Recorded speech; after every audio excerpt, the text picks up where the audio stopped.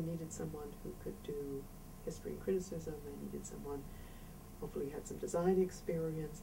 So they wrote this ad for someone with all this combination of things that hardly anybody else has. So it's like, me, you want me. Something I'm really going to miss is the fact that she expects so much of us, that we do give our absolute best. No matter what the situations, you leave that outside the door, because she's gracious enough to do that. Gracious, that's the word I'm looking for. I loved being paired with Kathleen because she was very patient with me, and she showed me not to be afraid of the way my body moves and to just let it be an extension of myself, because it is an extension of yourself and you forget that sometimes.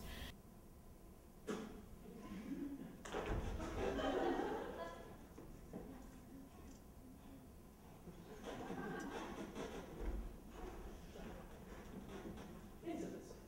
All we get is incidents. Dear God, is it too much to expect a little sustained action?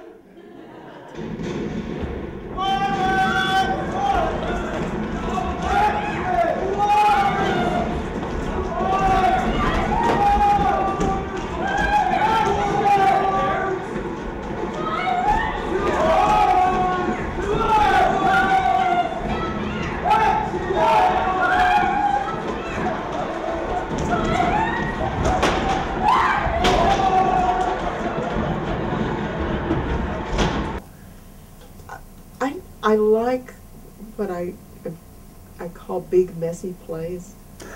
I like plays that, I like plays that are strong in language. And I get drawn to a play through the language. I always have to hear something about the language that works, that I like, that interests me, that feels distinctive. That.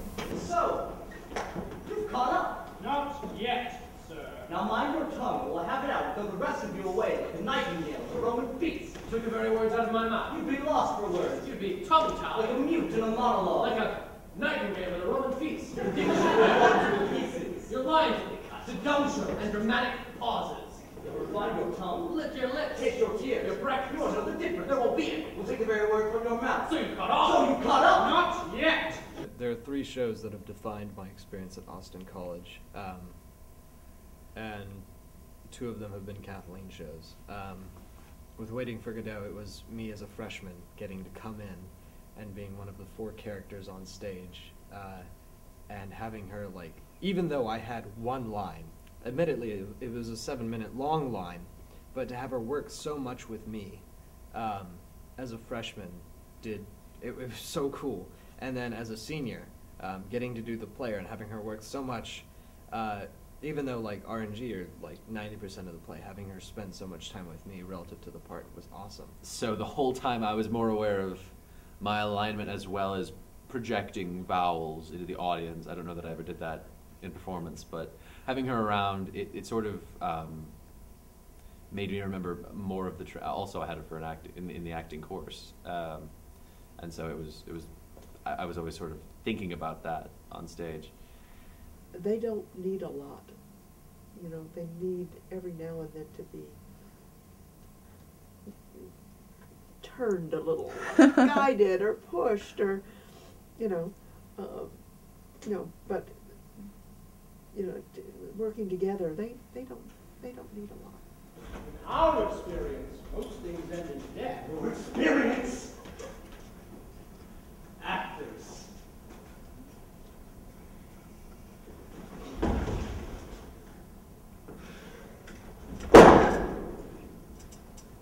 I'm talking about death. You've never experienced that. You cannot act it.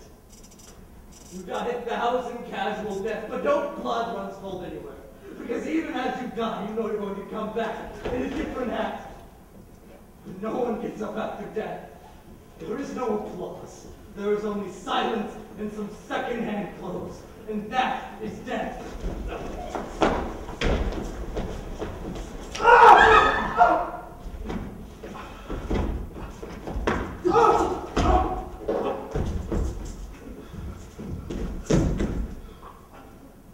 She called me on board, and I had my stage combat, and so we were able to play off each other.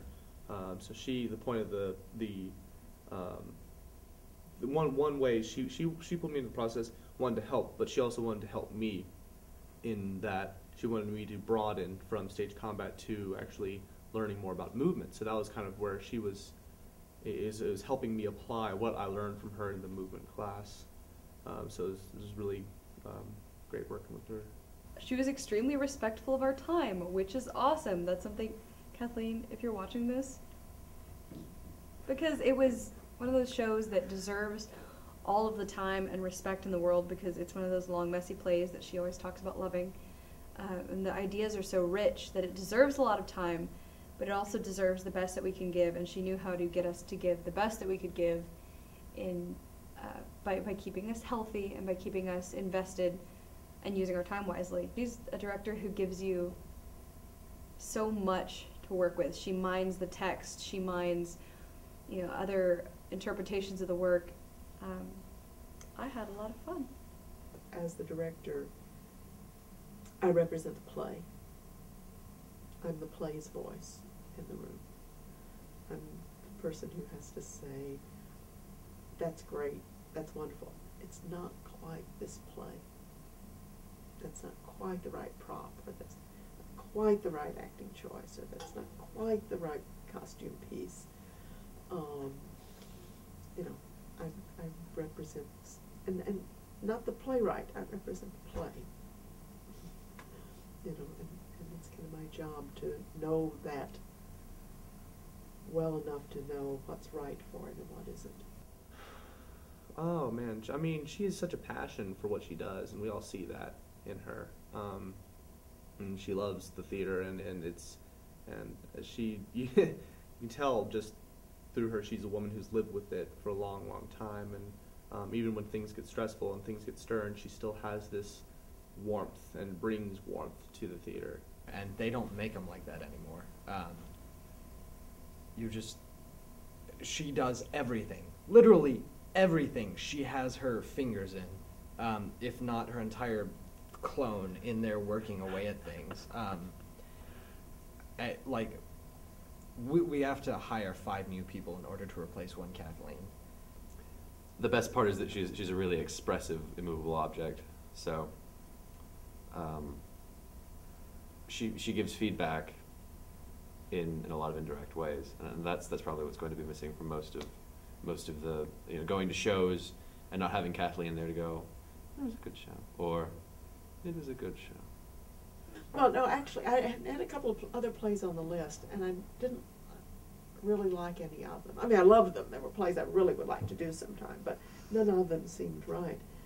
And then it just, you know, I'd done Hamlet, I'd done Rosencrantz and Guildenstern, I'd done Waiting for Godot, and this is Hamlet meets Waiting for Godot in a way. I mean, no, so it seemed like the logical thing to do. And, you know, when I finally thought of it, it's like, yeah, of course, that's it. That somebody is watching.